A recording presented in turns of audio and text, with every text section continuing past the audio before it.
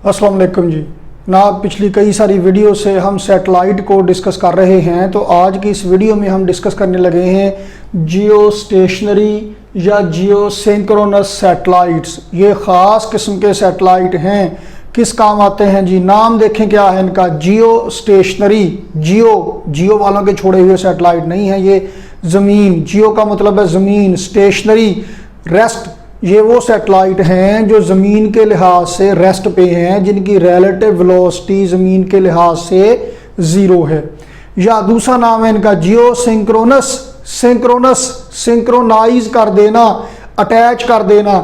Synchronise करने का मतलब क्या है, आपके पास मोबाइल फ़ोन में कैलेंडर है, आप लैपटॉप में भी इस्तेमाल करते हैं, आपके पास एक कंप्यूटर भी है, आपके पास एक और मोबाइल भी नहीं, दो मोबाइल हैं आपके पास, एक लैपटॉप है, एक आपके पास पर्सनल कंप्यूटर है। उन सब पे आपने अलग अलग एंट्रीज की हुई हैं। कभी आप कंप्यूटर पे बैठे होते हैं, वहाँ पे आप कैलेंडर में कोई एंट्री कर देते हैं, कभी आप मोबाइल पे काम कर रहे हैं, वहाँ पे कोई एंट्री कर देते हैं।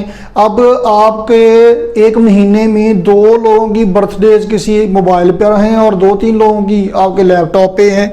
आप एक बटन दबाते हैं सिंक्रोनाइज, उससे क्या होता है कि इधर वाला डाटा इधर, इधर वाला इधर, इस तरह से कि दोनों पे डाटा एक जैसा हो जाता है। डाटा सिंक्रोनाइज हो जाता है, बिल्कुल एक जैसा दोनों पे हो जाता है। जो यहाँ मिसिंग होता है वो यहाँ से इधर आ जाता है, जो इधर मिसिंग होता है वो इधर से इधर आ जाता है, दोनों पे पूरा हो जाता है। यानी शेयरिंग इस तरह से हो जाती है। कॉमन एग्जांपल सिंक्रोनाइजेशन की आप ये समझ लीजिए, आजकल मोबाइल पे आपका डाटा आप सिंक्रोनाइज करते रहते हैं अकाउंट पे, जब बैकअप आप उसका उठाते हैं एक जैसा शीरो शक्कर कर देना ना। देसी तरीका सिंक्रोनाइजेशन का ये है कि आप जामुन खाने से पहले आप क्या करते हैं, आप उसे कुजे में डालते हैं, यानी बर्तन में डालते हैं, देगचे में, या आप इसमें डाल के उस पर नमक छिड़काव करते हैं नमक का, और उसके बाद ना ऊपर ढक्कन बंद करके दौड़ आप उसको सिंक्रोनाइज कर रहे होते हैं ताकि अच्छी तरह से मिक्सअप हो जाए, अच्छी तरह से वो शीरो शक्कर हो जाए, सारी जामुनों को एक जैसा नमक लग जाए जी। ये है सिंक्रोनाइज कर देना।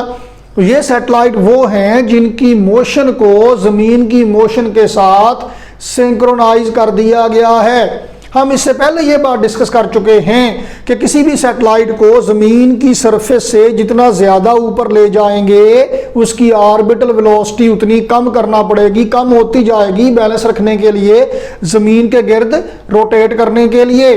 तो अब बात ये है कि आप इस सैटेलाइट को इतना ऊपर ले जाएंगे ज़मीन की सरफेस से, जिसकी अभी हम बात कर रहे हैं, कि इसकी ऑर्बिटल वेलोसिटी इतनी हो जाए कि ज़मीन की रोटेशन के साथ ये सिंक्रोनाइज हो जाए। इससे पहले हमने लो ऑर्बिट सैटेलाइट जीपीएस वाले डिस्कस किए, वो 1 घंटा 24 मिनट के लगभग टाइम में ज़मीन के गिर्द चक्कर पूरा करते हैं। अब ये जो सैटेलाइट है ये ज़मीन के गिर्द एग्जैक्ट 24 घंटे में चक्कर पूरा करेगा। ज़मीन अपने एक्सेस पे 24 घंटे में चक्कर पूरा करती है, ये ज़मीन के गिर्द 24 घंटे में चक्कर पूरा करेगा। नतीजा क्या होगा, अगर ये ज़मीन है तो दी सैटेलाइट्स होवर, ये मोलक होते हैं ज़मीन के ऊपर, यहाँ पे हैं। तो जब ज़मीन रोटेट करेगी जैसे जैसे, ये भी देखें मेरे हाथ की मोशन देखें, ये भी ज़मीन के साथ बिल्कुल वैसे ही रोटेट करेंगे। तो दी सैटेलाइट सीम टू होवर, ये मोलक नजर आते हैं ज़मीन के ऊपर, एक ही जगह पे मोलक नजर आते हैं, सस्पेंडेड नजर आते हैं। जब भी आप देखेंगे अगर ये सैटेलाइट है, आपको ये हमेशा यहाँ पे नजर आएगा, क्योंकि जैसे जैसे ज़मीन रोटेट करेगी वैसे वैसे ये भी रोटेट करेगा। ये 24 घंटे में इनका ऑर्बिटल मोशन का टाइम पीरियड है 24 आवर्स। ये 24 घंटे में ज़मीन के गिर्द एक चक्कर पूरा करेंगे। तो जनाब ये जो सैटेलाइट्स हैं ये जियो सिंक्रोनस सैटेलाइट्स हैं, क्योंकि इनकी रोटेशन को, इनकी मोशन को ज़मीन की मोशन के साथ सिंक्रोनाइज कर दिया गया है। और जब भी आप किसी एक जगह से देखेंगे ये वहीं पर नज़र आएंगे, ये ज़मीन के लिहाज से रेस्ट पे नज़र आएंगे, क्योंकि ये बिल्कुल साथ साथ जा रहे हैं। ये किस काम आते हैं और इनको सिंक्रोनाइज करने की ज़रूरत क्यों महसूस होती है हमें, ये वेदर फोरकास्टिंग में इस्तेमाल होते हैं। ये जो खबरों में बताया जाता है कि मौसमी सियारे से ली गई तस्वीर के मुताबिक ये ज़मीन के ऊपर हमेशा एक ही जगह पे सस्पेंडेड हैं। तो जो सैटेलाइट जिस इलाके को कवर करता है, जिस इलाके के ऊपर है, वहाँ से वो फ़ोटो लगातार लेके भेजता रहता है, इंस्टेंट टू इंस्टेंट अपडेट मिलती रहती है। कम्युनिकेशन के लिए इस्तेमाल होते हैं, जितने लाइव टेलीकास्ट आते हैं, जितने चैनल्स हैं, जितने ये केबल के चैनल्स हैं, वो हम ये पहले मैथमेटिकल कैलकुलेशन कर लें, उसके बाद एक्सप्लेन करते हैं कि ये कैसे काम करेंगे। नेविगेशन के लिए भी इस्तेमाल हो सकते हैं ये। तो जनाब ये जो सैटेलाइट हैं ये ज़मीन की सरफेस से कितना ऊपर होंगे, तो आइए जनाब आली हम ये देखते हैं। तो जनाब ये हाई ऑर्बिट सैटेलाइट हैं, ज़मीन की सरफेस से काफ़ी ज़्यादा हाइट पे होंगे। जैसे कैलकुलेशन आप एंड पे देख रहे हैं, ये ज़मीन की सरफेस से तकरीबन 36,000 किलोमीटर की हाइट पर हैं और ज़मीन के सेंटर से तकरीबन ये 42,200 किलोमीटर के फासले पर होंगे। तो हाई ऑर्बिट सैटेलाइट हैं तो इनकी वेलोसिटी का फॉर्मूला होगा Gm/r under root. Previous videos में हम ये कैलकुलेट करके आ चुके हैं, जिनके लिंक आपको नीचे डिस्क्रिप्शन में मिल जाते हैं। तो ऑर्बिटल वेलोसिटी इनकी है Gm/r अंडर रूट। G है ग्रेविटेशनल कांस्टेंट, ये कैपिटल G यूनिवर्सल कांस्टेंट होता है, सिर्फ ज़मीन नहीं पूरी कायनात में हर जगह पे इसकी वैल्यू यही है। M मैस ऑफ अर्थ है जी, और ये स्मॉल r ये इसका ज़मीन के सेंटर से फासला है। तो जनाब अगर ऐसा नहीं होता, लेकिन सिमेट्री के लिए हम ये कन्वीनियंस के लिए ये हम कंसिडर कर लेते हैं, ये सपोज कर लेते हैं कि इसका ऑर्बिट नियरली सर्कुलर ऑर्बिट है। तो अगर नियरली सर्कुलर ऑर्बिट है तो नियरली यूनिफॉर्म वेलोसिटी कंसिडर कर ली जाए। तो S is equal to v t, V is equal to S over t. S क्या है? तय करदा फासला। जब ये जमीन के गिर्द चक्कर पूरा कर लेगा तो फासला कितना तय करेगा? जितना सर्कल का सरकमफ्रेंस है, यानी जितना मुहीत है 2 पाई r। और ये काम करने के लिए जो टाइम चाहिए वो क्या है? इसका टाइम पीरियड। तो टी की जगह पे कैपिटल टी आएगा। पंजाब टेक्स्ट बुक बोर्ड की बुक में पहले यहाँ पे स्मॉल टी ही लिखा है, आपने कैपिटल ही लिखना है। जब S की जगह पे 2 पाई r आएगा, फासला तय हो जाएगा पूरे सरकमफ्रेंस के बराबर, तब ये टाइम पीरियड लिखा जाएगा। और टाइम पीरियड हमेशा कैपिटल टी से लिखा जाता है। तो जनाब ये भी उसी सैटेलाइट की वेलोसिटी है, ये भी उसी की वेलोसिटी है। तो इसका मतलब है वेलोसिटी पहना मतलब ये कि कंपेयर कर लीजिए दोनों को। लो जनाब 2 pi r over T is equal to Gm/r under root जी। हमारा मकसद यहाँ पे है कि उसका ऑर्बिटल रेडियस कैलकुलेट किया जाए, तो करें। तो जनाब स्क्वायर ले लीजिए दोनों साइडों का। 4 pi square r square over t square is equal to Gm/r। r मालूम करना, इस r को चुक के इधर ले जाएं, r square multiplied by r cube हो गया जी। तो टी स्क्वायर इधर ले जाइए, Gmt square over 4 pi square. लो जी r मालूम करना है, दोनों साइडों पे पावर 1/3 ले लीजिए। r is equal to Gmt square over 4 pi square, सारे की पावर आ गई जनाब 1/3। लो जी वैल्यू पुट कीजिए। G ग्रेविटेशनल कांस्टेंट वैल्यू है 6.67 इंटू 10⁻11। M mass of earth 6 into 10⁻24। T time period, satellite का टाइम पीरियड कितना है, कितने वक्त में चक्कर पूरा करता है? एक दिन में, 24 घंटे में। 24 घंटे के सेकंड बनाएं, 86,400 सेकंड। उसका स्क्वायर करें, ये बनेगा 7.4 मल्टीप्लाइड बाय 10⁻9। अब आप कैलकुलेशन करें, ये बात ध्यान में रखें कि जब आप बुक पे देखेंगे वहां पे ये वैल्यू पुट करके डायरेक्ट जवाब निकाला हुआ है। मैंने सारा कैलकुलेट करके दिया है ताकि आपको कन्फर्म हो जाए, और आपने ऐसे ही कैलकुलेट करके लिखना है। इन केस कि अगर आपको भूल जाए बीच में, फिर आप दान लगा सकते हैं यहाँ पे एंड पे, लेकिन बेहतर ये है कि सारा कैलकुलेशन करके लिखे प्रॉपर तरीके से। और कैलकुलेशन के लिए कैलकुलेटर पे ज़रूरत से ज़्यादा इन्हिसार ना कीजिए। अक्सर आपकी कमांड देने में गलती होती है जिसका आपको पता नहीं चलता, जिसकी वजह से गलती के चांसेस हो जाते हैं। बेहतर और सिंपल तरीका क्या होता है कैलकुलेटर से सॉल्व करने का, कि 10 की पावर्स को अलग से सॉल्व करें। 24 जमा 9 33 माइनस 11 22, ये हमने अलग सॉल्व कर लिया।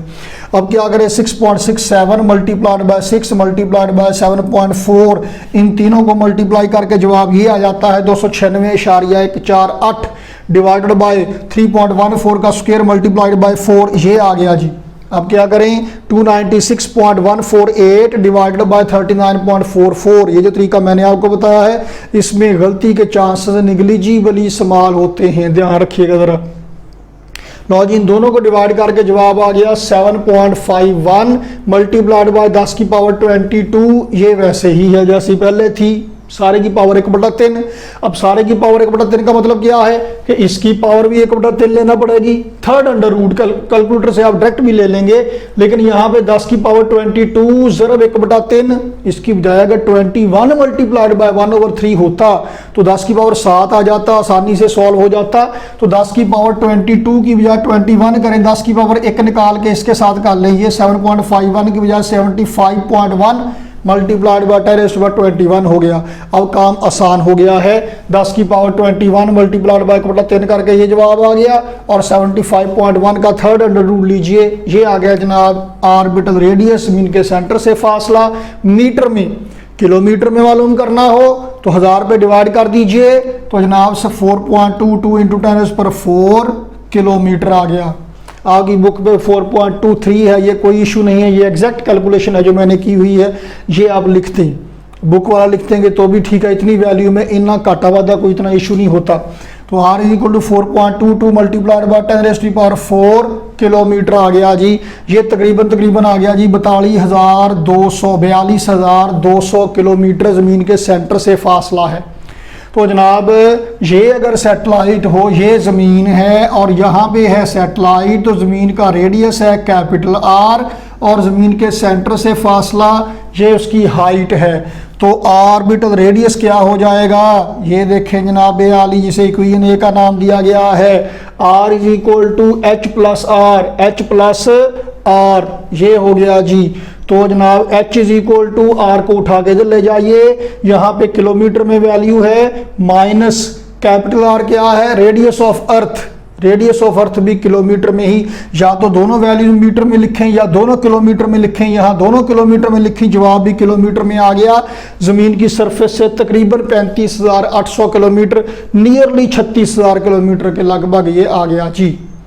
तो जनाब इतनी हाइट पे ये सैटेलाइट होगा, तब इसकी ऑर्बिटल वेलोसिटी इतनी होगी कि ये ज़मीन के गिर्द इस तरह से रोटेट कर सके कि 24 घंटे में एक चक्कर पूरा कर ले। इसकी मोशन को ज़मीन की मोशन के साथ सिंक्रोनाइज कर दिया गया है। तो अब इसका फ़ायदा क्या होगा ये हम डिस्कस करते हैं। कम्युनिकेशन सैटेलाइट ये हैं, तो अब अगली जब कम्युनिकेशन सैटेलाइट की तरफ जाएंगे, जो ही ये स्क्रीन चेंज होगी, दरमियान में देखिएगा एक छोटा सा क्लिप होगा जो इस सैटेलाइट की रोटेशन को वाजे करेगा कि ये ज़मीन के गिर्द किस तरह से चक्कर काट रहा है, किस तरह से रोटेट कर रहा है, इसकी मोशन को कैसे ज़मीन की मोशन से सिंक्रोनाइज किया गया है, वो आप देखें। फिर हम कम्युनिकेशन सैटेलाइट्स को शुरू करते हैं।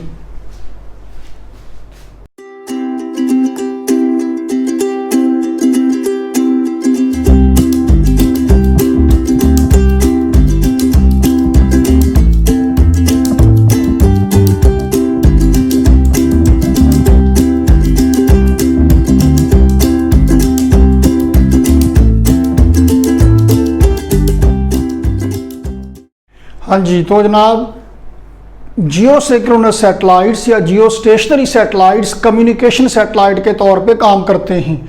ये कम्युनिकेशन सैटेलाइट्स कौन से हैं? ये वो सैटेलाइट हैं जो आपको लाइव टेलीकास्ट प्रोवाइड करते हैं किसी भी इवेंट की। आजकल तो जंग भी लाइव दिखाई जाती है, मैचेस भी, को बहुत सारे इंपॉर्टेंट इवेंट्स आपको लाइव दिखाए जाते हैं। ये जितने भी लाइव इवेंट्स हैं, जितने भी चैनल्स आप देखते हैं केबल पे, ये आप भी घर में तो केबल पे आते हैं, लेकिन कई लोग डिश एंटीना भी इस्तेमाल करते हैं। आप इस्तेमाल कर रहे हो या जो केबल नेटवर्क प्रोवाइड करने वाले हैं वो भी डिश एंटीना ही इस्तेमाल करते हैं। इस डिश एंटीना को डिश एंटीना क्यों कहते हैं? क्योंकि ये डिश की शक्ल में होता है, इसलिए इसे डिश एंटीना कहते हैं। तो डिश टाइप एंटीना कह लीजिए। ये ट्रांसमिशन और रिसेप्शन इलेक्ट्रोमैग्नेटिक वेव्स की को ट्रांसमिट करने के लिए और रिसीव करने के लिए इस्तेमाल होता है। तो जनाब ये सैटेलाइट्स किस तरह से काम करते हैं और ये कैसे इंपॉर्टेंट हैं, इनकी वर्किंग देखते हैं। तो एक दफ़ा फिर याद रखें कि जियो सिंक्रोनस सैटेलाइट्स हैं जो कम्युनिकेशन सैटेलाइट के तौर पे इस्तेमाल होते हैं, और ये वो सैटेलाइट हैं जो कि ज़मीन की मोशन के साथ सिंक्रोनाइज किए हुए हैं। ये ज़मीन के बिल्कुल साथ साथ रहते हैं किसी एक पॉइंट से जिसके ऊपर ये हैं, तो ये हमेशा उसी के ऊपर रहेंगे। ये ज़मीन के गिर्द 24 घंटे में चक्कर पूरा करेंगे और ज़मीन की सरफेस से तकरीबन 36,000 किलोमीटर की हाइट पर होंगे। तो जनाब ये अगर ज़मीन है, अगर क्या वाकई में ये ज़मीन है, तो जनाब एक जो जियो सिंक्रोनस सैटेलाइट है वो चूंकि ज़मीन के ऊपर हमेशा यहीं पे रहेगा तो वो कुछ हिस्सा कवर करेगा। ये ज़मीन का जो टोटल लॉन्गिट्यूड है 360 डिग्री है, तो ये एक सैटेलाइट जनाब आली 120 लॉन्गिट्यूड कवर करेगा। एक सैटेलाइट 120 लॉन्गिट्यूड कवर करेगा, 120 हिस्से को कवर करेगा। तो एक और सैटेलाइट होगा वो भी 120 कवर करेगा, एक तीसरा सैटेलाइट होगा ये भी 120 कवर करेगा। तो तीन सैटेलाइट्स मिलकर 360 डिग्री लॉन्गिट्यूड कवर करेंगे, यानी तीन सैटेलाइट मिलकर सारी दुनिया को कवर कर लेंगे। अब जब जैसे जैसे ये ज़मीन रोटेट करेगी ये तीनों सैटेलाइट भी बिल्कुल साथ साथ वैसे ही रोटेट करेंगे। ये हमेशा इतने हिस्से के ऊपर रहेगा, ये हमेशा इतने हिस्से के ऊपर रहेगा, ये वाला हमेशा इतने हिस्से के ऊपर रहेगा। तो ये हमेशा अपने अपने हिस्से को कवर करेंगे, नेविगेट करेंगे। जीपीएस सैटेलाइट में नेविगेशन कुछ और तरह से है। जीपीएस ने सिर्फ आपकी पोजीशन बताना है। कोई भी सैटेलाइट जो भी इस वक्त ज़मीन के करीब होगा वो लो ऑर्बिट सैटेलाइट वाला वो आपको बता देगा कि आप इस वक्त कितने लैटीट्यूड कितने लॉन्गिट्यूड पर हैं, फिर आपका नक्शा बताएगा कि इस लैटीट्यूड लॉन्गिट्यूड पर कौन सा इलाका है। दैट्स ऑल, आपकी पोजीशन बता दी। इसने पोजीशन की बजाय इसने नेविगेट करना है, स्वागरसा करना है, इसने हर वक्त नज़र में रखना है। फोटो भी खींचना है, वीडियो भी बना सकता है, जो भी करना है ये करेगा। और ये कम्युनिकेशन के लिए ये बहुत इंपॉर्टेंट बात है कि कम्युनिकेशन के लिए एक ही सैटेलाइट एक ही जगह पे रहे। कैसे? मसलन देखिए जी, होता ये है, पहले हम कम्युनिकेशन की बात करते हैं कि आपके जो डिश एंटीनाज हैं, आपने एक एंटीना का काम क्या है? रेडियो वेव्स को रिसीव करना। आमतौर पे हमारे पास जो एंटीनाज हैं, हमने जो चैनल देखने के लिए बनाए हुए हैं, इन्होंने इलेक्ट्रोमैग्नेटिक वेव्स को रिसीव करना है। हम चूंकि ये ज़रा ज़्यादा दूर से आने वाली वेव्स होती हैं, बड़ा सारा साइज मेटल का रखते हैं, उसको कनकेव करते हैं। कनकेव करने से फ़ायदा क्या होगा? यहाँ पे होगा रिसीवर के रेडियो वेव जो पैरेलल आ रही हैं, ये कनकेव किया हुआ जो डिश है, एंटीना है, ये इनको कन्वर्ज कर देगा अपने फोकस पे जहाँ पे इनका रिसीवर मौजूद है। यहाँ से फिर वायर के ज़रिए ये सिग्नल आगे ले जाए जाएंगे जो आपके टीवी सेट तक पहुँचेंगे। अब आप देखने लगे हैं जी क्रिकेट का मैच, और ये क्रिकेट का मैच ऑस्ट्रेलिया मेलबोर्न से लाइव आ रहा है। आप क्या करते हैं जी, आपने वहाँ से सिग्नल पहुँचे, एक ट्रांसमीटर ने सैटेलाइट तक थ्रो किए, सैटेलाइट से वो सिग्नल आप तक आएंगे। तो फर्ज करें कि जहाँ पे मैं हूँ यहाँ पे इस वक्त सैटेलाइट इधर को है, तो हम क्या करते हैं, डिश कंटीने का मुंह इधर कर देते हैं, ऐसे करके ये उस सैटेलाइट से आने वाले सिग्नल को रिसीव करता है।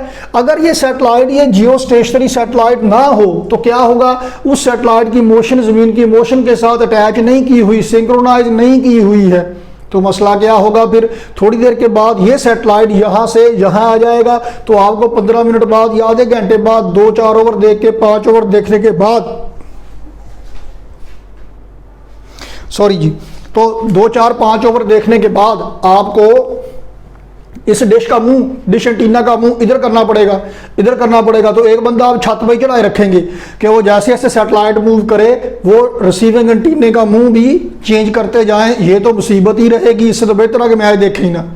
और वो उसको बिल्कुल फिक्स करना, सेट करना कि सिग्नल सही रिसीव कर ले, वो बड़ा मसला है। इसकी बजाय अब यहाँ पे ग्लोबल कवरेज के लिए ये सेटअप ज़्यादा बेहतर है। यहाँ पे मैच हो रहा है, सारी दुनिया तक पहुंचाना है, तो इनका काम ये होगा कि यहाँ से सिर्फ एक सैटेलाइट तक थ्रो कर दें सिग्नल, ये सैटेलाइट बाकी 2 सैटेलाइट को सिग्नल भेज देगा, और ये दोनों सैटेलाइट अपने अपने इलाका में, अपने अपने एरिया में सिग्नल थ्रो कर देंगे। तो हम जो पाकिस्तान में बैठ के मैच देख रहे हैं, हमने उस डिश एंटीने का मुंह ऐसे करके किया है इस सैटेलाइट की तरफ जो हमें डील करता है। ये चूंकि होवर है, मुअल्लक है, सस्पेंडेड है, हमेशा यहीं पे रहता है, तो इसका मुंह हमेशा इधर को रहता है। आप एक दफ़ा डिश एंटीना फिक्स कर देंगे तो इसका मुंह हमेशा इधर को ही रहेगा। अगर आप सैटेलाइट चेंज करना चाहते हैं तब ही आपको डिश एंटीना का मुंह दूसरी तरफ करना पड़ेगा। तो आमतौर पे एक तरफ को एंटीना का मुंह, रिसीविंग एंटीने का, इस डिश टाइप के एंटीने का मुंह करने पर एक सैटेलाइट से काफ़ी सारे चैनल्स आ जाते हैं, या दूसरे सैटेलाइट भी करीब करीब होते हैं। दुनिया में सिर्फ 3 ही सैटेलाइट नहीं है जो ज़मीन के गिर्द रोटेट करने वाले हैं, बहुत सारे जियो सिंक्रोनस सैटेलाइट्स हैं जो ज़मीन के गिर्द रोटेट कर रहे हैं, लेकिन उनमें से 3 मिलकर एक सेट बनाते हैं। बहुत सारे ऐसे सेट हैं, तो इसके करीब करीब दो चार होंगे तो एक दरमियान एक एवरेज सी पोजीशन सेट करने पर कई सारे सैटेलाइट से इनका राब्ता होना पॉसिबल है। तो इस तरह से कम्युनिकेशन में बहुत आसानी हो जाती है। ये जो आपके केबल वाले हैं इन्होंने भी बहुत सारे डिश एंटीना लगाए हुए होते हैं। एक का मुंह किसी सैटेलाइट की तरफ है, दूसरे का मुंह किसी सैटेलाइट की तरफ है, तीसरे का मुंह किसी सैटेलाइट की तरफ है, चौथे का मुंह किसी सैटेलाइट की तरफ है। एक डिश एंटीना जो है आपकी बुक में लिखा होगा कि ये 3 सैटेलाइट चैनल्स को कवर कर सकता है, लेकिन इससे ज्यादा, अब ये पुरानी बात हो गई, अब तो इससे ज्यादा कवर कर सकेगा। तो एक सैटेलाइट कई सारे टीवी चैनल्स को कवर कर सकता है, वो प्रोसेस कर सकता है। तो उन्होंने बहुत सारे डिश टाइप एंटीना लगाए हुए होते हैं जो कि एक ही वक्त में बहुत सारे चैनल्स को प्रोसेस करते हैं और वो उन सब से सिग्नल लेके मल्टीप्लेक्सर मशीन से गुजार के उसके बाद फिर आपके घर तक वो सिग्नल पहुंचाते हैं। तो आप उनको देखते हैं या देख सकते हैं। और वो सैटेलाइट से लेकर ज़मीन तक आने के लिए रेडियो वेव्स इस्तेमाल होती हैं, इलेक्ट्रोमैग्नेटिक वेव्स की टाइप्स रेडियो वेव्स इस्तेमाल होती हैं जिनकी फ्रीक्वेंसी गीगाहर्ट्ज़ की रेंज में है। तो जनाब ये 4, 6, 8, 11 गीगाहर्ट्ज़ की रेंज में इनकी फ्रीक्वेंसी होती है जो रेडियो वेव्स होती हैं। ये तो हो गया जनाब जो कि टीवी चैनल्स की कवरेज के लिए इस्तेमाल होते हैं। ये जो जियो सिंक्रोनस या जियो स्टेशनरी सैटेलाइट्स हैं। अब आप देखें और कम्युनिकेशन कौन सी है टीवी चैनल्स के अलावा, केबल के अलावा। आप टेलीफोन करते हैं, आप फोन करते हैं, आजकल मोबाइल फ़ोन इस्तेमाल करते हैं ज़्यादा, लैंडलाइन फ़ोन भी इस्तेमाल करते हैं। ये कैसे काम करते हैं? ये भी यही जियो सिंक्रोनस या जियो स्टेशनरी सैटेलाइट्स ही हैं जो ये काम करते हैं। आपके हमारे यहाँ जब हम यहाँ पे पाकिस्तान में हैं, हमारे पास PTCL है, पाकिस्तान टेलीकम्युनिकेशन टेलीफोन PTCL, चलो जो भी है, पाकिस्तान टेलीकम्युनिकेशन लिमिटेड इदारा है जी, सॉरी। तो बहरहाल जनाब PTCL हमारे पास है। मोबाइल फ़ोन कंपनी वाले भी PTCL ही इस्तेमाल करते हैं। आपने मोबाइल फ़ोन के टावर देखे होंगे, ऐसे करके ये टावर लगा हुआ है मोबाइल फ़ोन का। इस टावर पे आपने 2 तरह के एंटीने देखे होंगे। एक होते हैं जनाब इस पे ऐसे करके लंबूतरे से एंटीने, ऐसे लंबे लंबे से, और एक होते हैं जनाब गोल गोल ढोलकियाँ सी लगी हुई होती हैं ऐसे करके। कोई भी मोबाइल फ़ोन वाले हैं, जैसे मैं ये लेक्चर रिकॉर्ड कर रहा हूँ पीर महल डिस्ट्रिक्ट ओवरटेक सिंह के इलाके में, तो यहाँ पे भी बहुत सारे मोबाइल कंपनीज के टावर्स लगे हुए हैं। इन्होंने क्या करना है, फॉर एग्जांपल ये मोबलिंक वाले हैं, मोबलिंक वालों ने एक टेलीफोन लाइन लेना है PTCL से, और टेलीफोन एक्सचेंज में उन्होंने एक खंबे के ऊपर इस तरह सा गोल वाला एक ट्रांसमीटर लगाना है।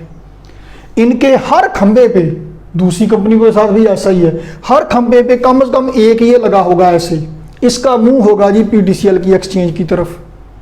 आपके मोबाइल फ़ोन से, आपका ये मोबाइल फ़ोन है iPhone 10, लो जी, जब आप कॉल मिलाएंगे तो आपके मोबाइल फ़ोन से सिग्नल जाएंगे, रेडियो वेव्स जाएंगी नज़दीक तरीन मोबाइल टावर पे, और उसमें ये जो लंबूतरा सा है ये ट्रांसमीटर है और रिसीवर भी है। ये आपके मोबाइल को सिग्नल भेजेगा भी और रिसीव भी करेगा। इसमें सिग्नल जाएगा मोबाइल फ़ोन के टावर में, जो नीचे मशीनरी लगी होती है, यहाँ से होके जाएगा इस गोल वाले एंटीने में, और यहाँ से जाएगा PTCL की एक्सचेंज में। तो PTCL एक्सचेंज में या उनके आपस में वहाँ पे भी ऐसे ही इसका इन सिग्नल्स को रिसीव करने के लिए रिसीवर लगा होगा। वहाँ से जनाब क्या होगा, वहाँ से सिग्नल जाएगा PTCL, और अब पाकिस्तान में optical fibre based communication system चल रहा है। तो वो एक एक्सचेंज का दूसरे एक्सचेंज से ऑप्टिकल फाइबर के जरिए कनेक्शन है, तो वहाँ से ये तार के जरिए ही मोबाइल फ़ोन का जो है ये लिमिटेड रेंज वायरलेस कम्युनिकेशन है। वायरलेस सिर्फ इतने हिस्से तक है, या यहाँ से लेकर PTCL की एक्सचेंज तक ही वायरलेस है, उसके बाद तार के जरिए ही सिग्नल जाएगा। आपने कॉल की है जनाब अली ऑस्ट्रेलिया, चले ये ऑस्ट्रेलिया, यहाँ पे जाना है आपकी फुफ्फी के पास, कॉल फुफ्फो जान के पास, तो आपने PTCL एक्सचेंज तक सिग्नल पहुंच गया, वहां से तार के जरिए जाएगा जनाब, जाएगा पाकिस्तान में कराची जाएगा सेंट्रल एक्सचेंज पे, वहां से समंदर के अंदर ऑप्टिकल फाइबर केबल है, वहां से हमारा राब्ता सिंगापुर के थ्रू है बाकी दुनिया के साथ। वहां पे ग्राउंड स्टेशन बना हुआ है, वहां पे एक बड़ी सारी डिश लगी हुई है। ये फर्ज कर ली है, ये क्या करेगी, यहाँ से सैटेलाइट तक सिग्नल जाएगा। कौन से सैटेलाइट तक? एक जियो स्टेशनरी सैटेलाइट तक। इसका मुंह हमेशा इसी सैटेलाइट की तरफ को होगा, ये हमेशा इसी के ऊपर मोलक रहेगा। इसे अगर ये सैटेलाइट ना हो, जियो सिंक्रोनस सैटेलाइट ना हो, तो इसे ढूंढना पड़ेगा कि आज मैं अभी ये सिग्नल किसको भेजूं। यहाँ तो लम्हा व लम्हा सिग्नल जा रहे हैं, तो दरमियान में मिसिंग होगी, गैप्स होंगे, वो फिर मसला होगा। लेकिन अब इसको पता है कि इसने सिग्नल यहाँ भेजना है, यहाँ तक सिग्नल आया, आपकी कॉल देखे कहाँ तक होके जा रही है। और यहाँ पे इसको पता है कि ऑस्ट्रेलिया वाला सैटेलाइट ये है, तो ये यहाँ से सिग्नल भेजेगा ऑस्ट्रेलिया वाले सैटेलाइट को, ये वहाँ पे ऑस्ट्रेलिया को डील करने वाला जो ग्राउंड स्टेशन है वहाँ तक भेजेगा, उस ग्राउंड स्टेशन से फिर जाएगा मुतलका एक्सचेंज तक, वहाँ से फिर ऐसे ही करके इस टावर पे, यहाँ पे ऐसे करके, यहाँ से ऐसे करके उस मोबाइल पे बेल होगी या लैंडलाइन पे बेल होगी, तो फिर पीटीसी वहाँ की एक्सचेंज से जो वायर्ड कम्युनिकेशन है, लैंडलाइन है, वहाँ पे होगी। और ये सारा काम देखे कितनी जल्दी हो जाता है। इनका जियो स्टेशनरी सैटेलाइट्स का फ़ायदा ये है कि ज़मीन के ऊपर एक ही जगह पे रहते हैं और ये एक मखसूस हिस्से को कवर करते हैं। इस हिस्से का सारा डाटा इनके पास आता है, सिग्नल में डिले नहीं होता, ढूंढना नहीं पड़ता कि कौन से सैटेलाइट को हम सिग्नल भेजें, इस वक्त कौन सा सैटेलाइट कहाँ पे है, ये फिक्र नहीं होती। पता होता है किसको डील करने वाला कौन सा सैटेलाइट है। फिर ये है कि अगर इस हिस्से में, दुनिया के इस हिस्से में जितने भी मुल्क हैं, उनका डाटा जो भी अगर अपडेट किया जाएगा, अपडेट करना पड़ेगा, तो फिर इसी सैटेलाइट में करना पड़ेगा, इसमें अपग्रेडेशन कर दी जाएगी। तो ये नहीं कि इस वक्त सारी दुनिया के गिर्द घूमने वाले सारे सैटेलाइट्स को डाटा फीड कर दें कि पता नहीं कौन सा सैटेलाइट किस वक्त रेंज में आ जाए तो उसको सिग्नल देना पड़े, ऐसा नहीं होगा। हमेशा सिर्फ इसी को ही अपडेट करना पड़ेगा क्योंकि इस हिस्से को यही डील करता है। तो इस तरह से कम्युनिकेशन सैटेलाइट में ये जियो स्टेशनरी सैटेलाइट ज़्यादा बेहतर काम करते हैं क्योंकि इनको फिक्स करना आसान है, डाटा भेजना रिसीव करना ज़्यादा आसान है, ज़्यादा कन्वीनियंट है। अब जनाब 3 सैटेलाइट्स मिलकर एक नेटवर्क बना रहे हैं, पूरी दुनिया को कवर कर रहे हैं, लेकिन सिर्फ 3 ही सैटेलाइट ज़मीन के गिर्द इस वक्त रोटेट नहीं कर रहे हैं। बहुत सारे सैटेलाइट्स हैं जो ज़मीन के गिर्द रोटेट कर रहे हैं। कुछ सैटेलाइट, एक सैटेलाइट 30,000 के करीब टेलीफोन चैनल्स या टेलीफोन सिग्नल्स और 3 अब तो उससे ज़्यादा टीवी चैनल्स प्रोसेस कर सकता है। तो जनाब ये नेटवर्क जो है, दुनिया में काफ़ी ज़्यादा सैटेलाइट्स हैं जो इस ज़मीन के गिर्द रोटेट कर रहे हैं। ये जियो स्टेशनरी सैटेलाइट्स का सबसे बड़ा जो नेटवर्क है वो इंटेलसैट है। Intelsat, International Telecommunication Satellite Organization, ये दुनिया के 126 मुल्क मिलकर ये इंटेलसैट को हैंडल कर रहे हैं, मतलब चला रहे हैं। इतना बड़ा ये नेटवर्क है। बहुत सारी छोटे छोटे, कोई एक आध सैटेलाइट किसी प्राइवेट कंपनी ने भी छोड़ा हुआ होगा। जिन ममालिक के अपने सैटेलाइट नहीं होते वो क्या करते हैं, किराए पे पूरा सैटेलाइट ले लेते हैं, या इस सैटेलाइट पर से एक चैनल की फ्रीक्वेंसी, एक चैनल का हिस्सा या कुछ हिस्सा उसमें रेंट पे ले लेते हैं, वेजेस पे ले लेते हैं, तो वो अपना काम चला लेते हैं जी, दूसरों को पैसे मिल जाते हैं। कई ममालिक हैं जो सारा काम अपना अपने सैटेलाइट के ज़रिए भी करते हैं। तो बहरहाल जनाब ये रेडियो वेव्स इस्तेमाल करते हैं कम्युनिकेशन के लिए, और ये गीगाहर्ट्ज़ रेंज में फ्रीक्वेंसी इनकी होती है। तो ये ज़मीन की सरफेस से, ज़मीन के सेंटर से कितने फासले पर हैं, इनका काम क्या है, कैसे इन्होंने काम करना है, ये हमने डिस्कस कर लिया है। तो जनाब 3 सैटेलाइट मिलके इनको पावर देने के लिए, एनर्जी प्रोवाइड करने के लिए सोलर पैनल लगाए जाते हैं इनके साथ, और उनका मुंह सूरज की तरफ कर दिया जाता है। वो इनकी एनर्जी की ज़रूरियात, इलेक्ट्रिसिटी की ज़रूरियात पूरी करते हैं। तो मोअज़्ज़ज़ ख़ातिन व हज़रात, आज की इस वीडियो में हमने जियो स्टेशनरी सैटेलाइट को डिस्कस किया। अगले आने वाली वीडियो में फिर कुछ डिस्कस करेंगे। तब तक के लिए इजाज़त दीजिए जी। अल्लाह हाफिज़।